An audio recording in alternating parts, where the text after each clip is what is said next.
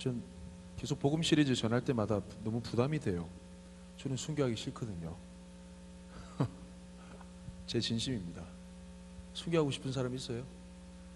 그래서 이 제목의 말씀을 전하는 게 정말 되게 부담이 돼요. 두 사람의 죽음에 대해서 얘기하고 싶습니다. 한 사람은요, 최근에 SNS에서 살펴본 사람입니다. 지난 4일 브라질에서 강도, 마약 밀매 등의 범죄로 징역 22년형을 받아가지고 최근 형을 마치고 출소한 것으로 알려져 있는 한 남성이 상파울루 성당에서 기도하던 중에 있는 여성을 인질로 잡고 권총으로 위협하며 인질극을 벌이고 있는 그런 상황 가운데, 그 성당 근처에서 오랜 세월 동안 노숙 생활을 하던 한 60대 노인께서 그 노숙자 이름이요, 프란시스코 에라스모 로드리게스라는 그 사람인데, 그분이 여성 인질을 향해서 이제 달려가가지고 도와달라는 소리를 듣고 달려간 거죠.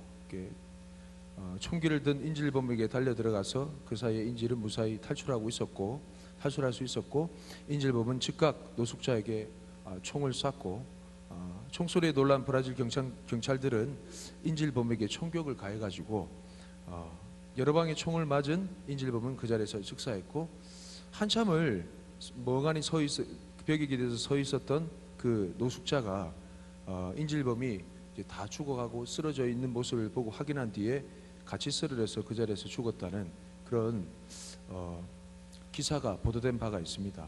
한 사람의 목격자가 그 사고 장면을 영상으로 찍어가지고 인터넷에 올리자 수많은 네티즌들이 폭풍 댓글을 막 달았어요.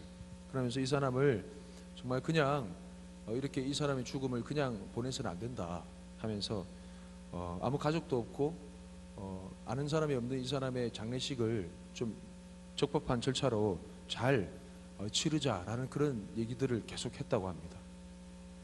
다른 사람의 죽음에 대해서 한번 좀 얘기해 보고 싶습니다. 다른 한 사람은요, 2007년 7월 25일 저녁에 전 세계적으로 뉴스에 보도된 내용입니다. 아프가니스탄 가즈니주 카라바그의 무사키 지역에서 머리, 가슴, 배에 총탄 7발을 맞은 한국인 남자 시신이 발견되다. 이분은 누구냐면 청년 26명을 이끌고 아프가니스탄으로 선교 활동을 떠난 분당 샘물교회 청년부 담당 교육자 배형규 목사님의 시신이었습니다. 그는 21세기 첫 순교자가 됐습니다. 한국의 첫 순교자. 이렇게 배 목사님은 자신의 42번째 생일날을 순교로 생일을 마감하고 하나님 품에 안겼습니다. 그날이 생일이었는가 봐요. 배 목사님의 시신을 부검한 결과 다른 고문의 흔적은 따로 없었고, 머리에 총상 1방, 그 다음에 가슴, 배 쪽에 6방의 총상을 당했다고 합니다. 이게 좀 자세히 살펴보니까 가슴, 배 쪽에는 그 피의 흔적이 없고, 머리 쪽에는 혈흔이 좀 보이는 것으로 봐서 먼저 머리를 이렇게 겨냥해서 이제 총을 쏘고 난 다음에 사람이 죽었는데 그 자리에 즉사했겠죠. 왜냐하면 앞부분에는 총알 구멍이 작고 뒤에는 막 터졌으니까 사람이 죽었는데, 죽은 시신을 향해서 사격 연습하듯이 6방을 이렇게 가슴, 배 쪽으로 쐈다고 합니다. 앞서 언급한 노숙자의 죽음과 달리 배 목사님의 순교로 인해 가지고 한국 기독교와 샘물교회는 엄청난 큰 타격을 입게 되죠. 사회적인 지탄, 비난과 조롱, 위협이 끊이지 않았습니다. 반기독교 단체는 이때라 하면서 한국 교회를 한 가지로 다 싸잡아 가지고 본격적으로 개독이라 욕을 하기 시작했죠. 환영받지 못한 죽음, 아무도 알아주지 않는 죽음, 이것이 바로 배형규 목사님의 죽음, 순교였습니다. 여러분, 이 두 가지 죽음에 대해서 어떻게 바라보시나요? 한번 두 가지를 나누고 싶은데 오늘 본 말씀을 통해서 첫 번째 한번 따라해 볼까요? 순교는 축복입니다. 인간의 생명과 사망은 하나님께서 주관하십니다. 믿습니까? 생사화복을 주님께서 주관하십니다. 그런 의미에서 순교라는 것은 하나님께서 허락하시는 겁니다. 제가 순교하기 싫다고 했잖아요. 순교하기 싫다고 해서 순교를 안 할 수도 없는 거고, 순교하고 싶다고 해서 함부로 할 수 있는 것이 아닌 게 바로 순교입니다. 요한계시록 6장 11절 말씀을 띄워주실래요? 요한계시록 6장 11절 말씀 한번 읽어볼까요? 시작. 각각 그들에게 흰 두루마기를 주시며 이르시되 아직 잠시 동안 쉬되 그들의 동무 종들과 형제들도 자기처럼 죽임을 당하여 그 수가 차기까지 하라 하시더라. 우리가 순교하고 싶다고 해서 할 수 있는 것이 아니라 하나님께서 순교자들을 예비해 두셨고, 지금도 순교할 자들이 있음을 말씀을 통해 우리는 깨달을 수 있습니다. 그 수가 차기까지 순교할 자들이 예비되어 있고, 그 사람이 누군지 모르겠지만 주님께서 예비하시고 지금도 그 수가 차가야 된다라는 것이죠. 지금도 이 시대의 가운데도 복음으로 인한 순교자들이 나타날 수 있다는 겁니다. 그냥 예수 믿는 것도 쉽지 않은 일인데 순교라는 특별한 복음의 삶을 성경이 말하는 이유는 무엇일까요? 왜 이 환영받지 못하는 죽음, 그냥 노숙자의 헌신과 노숙자라는 자기 이름을 내는 그런 죽음에 대해서는 세상이 환영하면서 정말 잘 대해줘야 된다라고 얘기하는데, 정작 그들이 알지 못하는 예수라는 이름, 이 한 이름만 남기기 위해서 죽어간 수많은 순교자들, 환영받지 못하는 죽음, 오히려 버림받는 죽음, 모욕당하는 그 죽음에 대해서 이 성경이 계속 얘기하는 이유는 무엇일까요? 그것은 순교란 것은 축복이기 때문입니다. 마태복음 5장 11절 12절 말씀 한번 띄워주실래요? 한번 읽어볼까요? 시작. 나로 말미암아 너희를 욕하고 박해하고 거짓으로 너희를 거슬러 모든 악한 말을 할 때에는 너희에게 복이 있나니 기뻐하고 즐거워하라. 하늘에서 너희의 상이 큼이라. 너희 전에 있던 선지자들도 이같이 박해하였느니라. 성경은 진리로 말미암아 핍박과 부당한 대우를 받는 사람이 복이 있다고 얘기합니다. 행복하다고 얘기해요. 진리로 말미암아 그 의로운 심령으로 말미암아 내가 예수 믿는다는 이유로 핍박과 조롱을 받는 사람이 복이 있다고 얘기합니다. 이건 여러분이 잘 아시는 팔복 말씀, 산상수훈의 첫 번째 예수님께서 말씀하신 보배로운 말씀의 가장 서두에 시작하는 서론, 가장 중요한 처음으로 가르치시기 시작한 그 내용의 결론부에 이르는 내용이 바로 이 내용입니다. 심령이 가난한 자는 복이 있나니, 복이 있다라고 하는 모든 사람의 일거된 내용의 총 집합체, 결론체, 그게 바로 의를 위하여 핍박받는 사람인데, 그것이 무엇이냐면 예수 믿는다는 이유로 부당하게 고통, 고난을 받는 사람을 얘기하는 거죠. 그런 사람이 복이 있다라고 얘기합니다.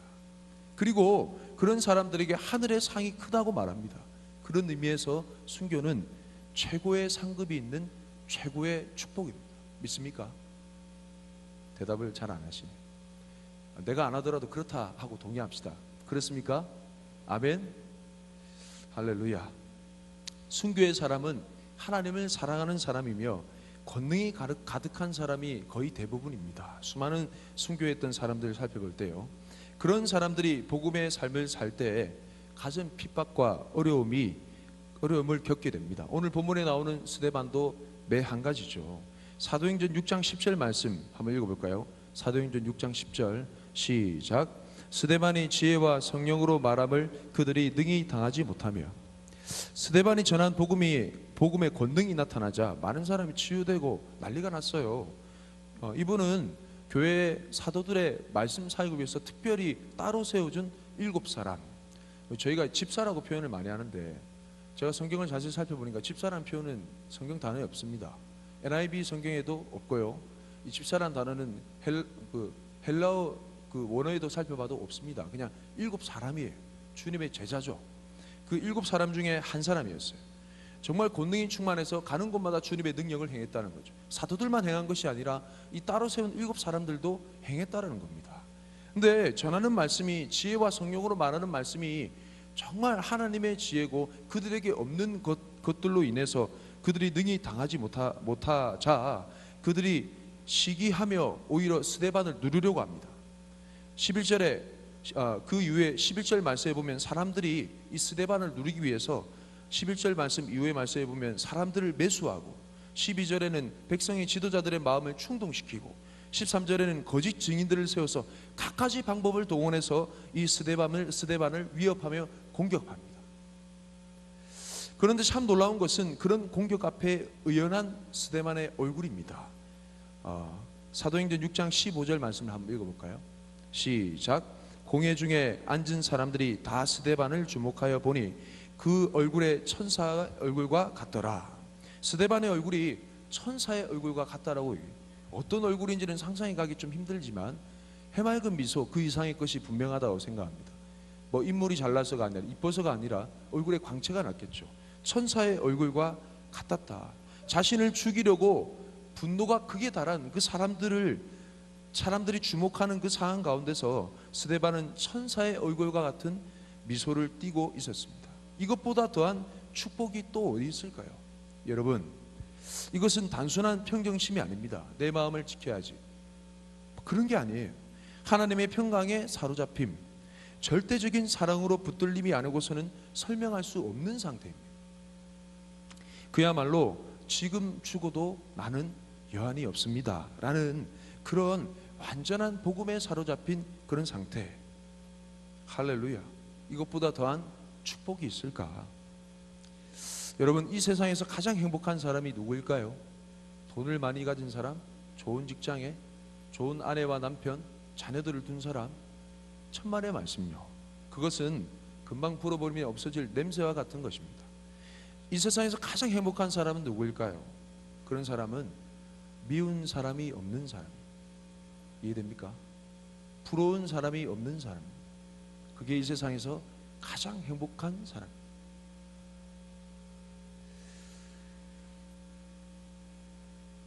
그것이 바로 복음을 지키기 위해서는 죽어도 좋은 천사의 얼굴을 가진 순교의 사람이죠. 할렐루야. 두 번째 한번 따라해 볼까요? 순교는 사랑입니다. 예수님께서 십자가 지시기 전에 하신 말씀이 요한복음 15장 3절에 나옵니다. 한번 읽어볼까요? 요한복음 15장 3절 시작. 사람이 친구를 위하여 자기 목숨을 버리면 이보다 더 큰 사랑이 없나니. 앞에 띄워줘요. 한 번 더 읽어볼까요? 시작. 사람이 친구를 위하여 자기 목숨을 버리면 이보다 더 큰 사랑이 없나니. 예수님께서는 친구를 위하여 대신 죽는 것이 최고의 사랑이라고 얘기합니다. 그러나 정작 예수님은 친구가 아닌 원수인 우리를 위해서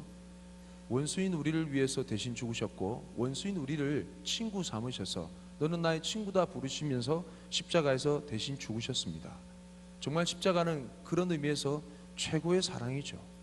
나를 향해 모욕하고 나를 위협하고 나를 죽이려고 하는 사람인 그를 위해 기꺼이 목숨을 내어놓는 순교야말로 그런 의미에서 최고의 사랑이라는 바로 그 말씀입니다. 세상의 산재에 있는 죄악의 물결은 모든 시대마다 기독교를 없애려고 했습니다. 그렇게 달려들고 있는 거죠. 그 이유는 그들의 허무함, 그들의 죄악된, 그들의 무가치함, 그런 것들을 하나님의 진리의 말씀, 복음으로 밝히 드러내고 있기 때문이에요. 사도행전 7장 54절 말씀을 볼까요? 사도행전 7장 54절 시작.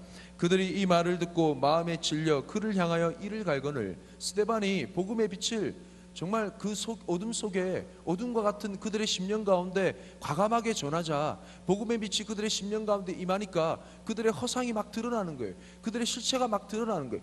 빛이 임하니까 어둠이 견딜 수 없습니다. 그래서 시기하고 그 진리의 빛을 머금고 있는 스데반을 없이 하려고 분노가 폭발하는 거죠. 이 말을 듣고 마음에 찔린다고 한다면 회개를 하든지 돌이켜야 될 것인데, 정말 분노가 극에 달해서 그 진리에 근원되고 복음에 근원된 그 예수 그리스도를 소유하고 있는 그 복음의 실체를 경험하고 있는 스데반을 없애려고 하는 거죠. 이게 세상과 믿음의 복음의 싸움입니다. 끊임없이 계속되어 왔던 그 싸움의 실체가 이 한 절 말씀에 나와 있는 거죠. 스데반이 성령의 충만함 가운데 그들이 죽인 예수를 담대히 선포하자 듣고 있던 무리들이 스데반을 향해 증오를 품고 있습니다. 그 증오가 극에 달합니다. 그들이 일제히 손에 돌을 들고 스데반을 치기까지는 어떤 복잡한 사고의 과정을 거치지 않았어요. 이 모든 일은 순식간에 일어났을 것입니다. 본능적으로 일어났을 거예요. 자기 속에 있는 어둠이 시키는 대로 자기의 길을 걸어간 것이죠.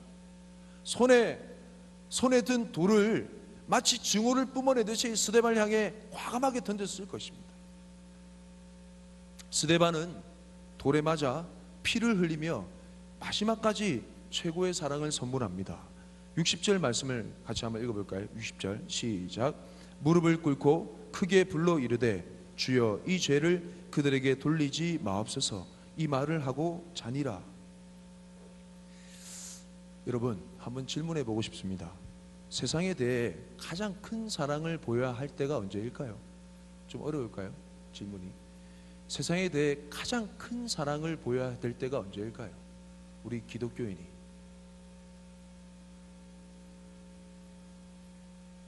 별로 생각이 없습니까? 죄악 많은 세상에 대해서 우리 크리스찬들이 가장 큰 사랑, 최고의 사랑을 잘 포장해 가지고 선물로 주며 줘야 할 때가 언제일까요?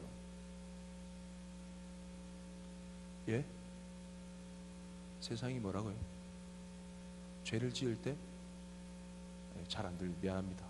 어떤 내용인지 알겠어요. 답을 알겠죠?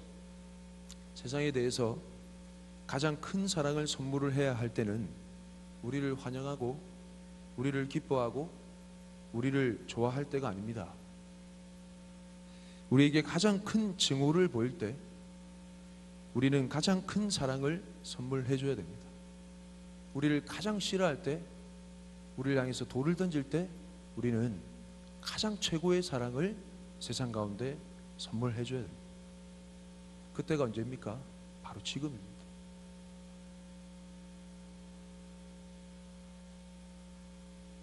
지금이에요.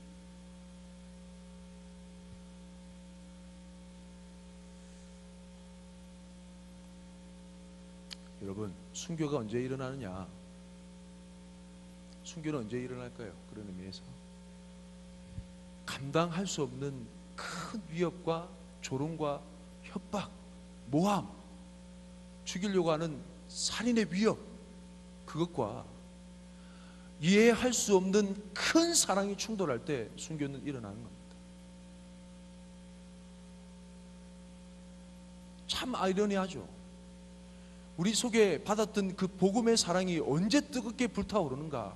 나를 향해 침을 뱉고 모욕하고 조롱하고 개독이라 욕하며 막 짓거릴 때 우리 속에 그 복음의 사랑이 뜨겁게 불타오르는 거예요. 교회가 잘못됐다, 썩었다, 너희들 사입이다 막 욕을 할 때 오히려 교회의 복음은 뜨겁게 불타오르는 겁니다.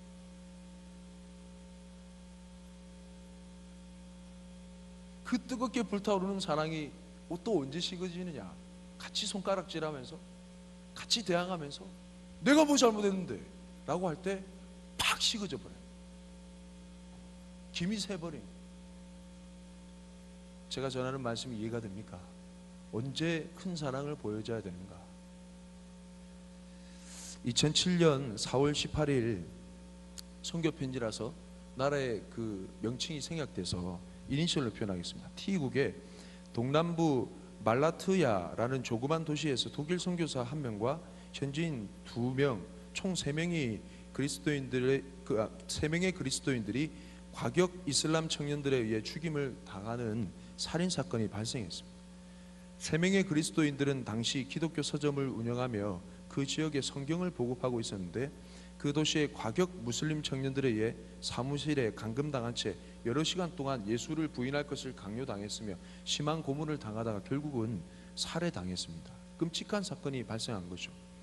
이 사건은 당시 T국은 물론 전 세계적으로 하여금 경악을 금치 못하게 만든 사건이었습니다.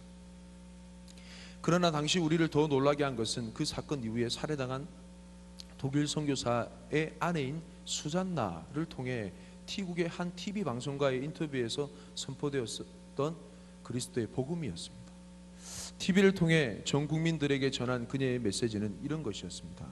예수님께서 저희를 용서하신 것처럼 저도 남편을 죽인 그들을 용서하려고 합니다. 그 땅에 사는 사람들은 지금까지 수백 년 동안 그들이 생명처럼 소중히 여겨왔던 그들의 명예라는 것을 위해 수많은 살인도 정당화시켰던 사람들이었습니다. 그리고 알라에게 대항하는 자들을 소위 지하드라는 이름하에 가차없이 처단했던 사람들이었습니다.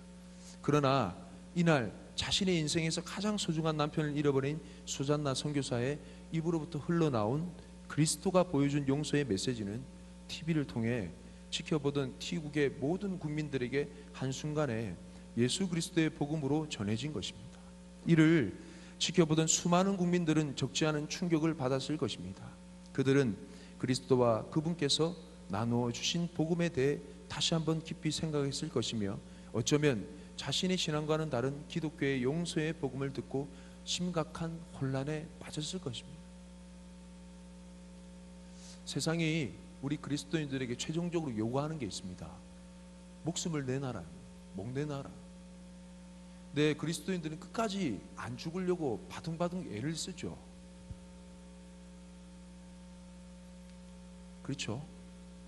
근데 그때 우리가 죽어진다면 복음은 그 현장에서 다시 시작됩니다.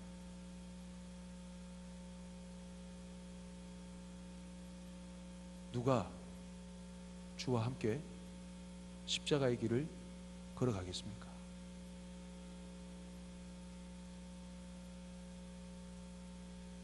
맨 마지막 찬양할까요?